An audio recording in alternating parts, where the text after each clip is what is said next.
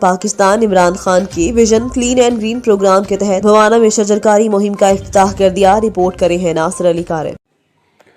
بوانا وزیر اعظم پاکستان عمران خان کے vision clean and green programme کے تحت بوانا میں شجرکاری مہم کا افتتاح کر دیا گیا ہے۔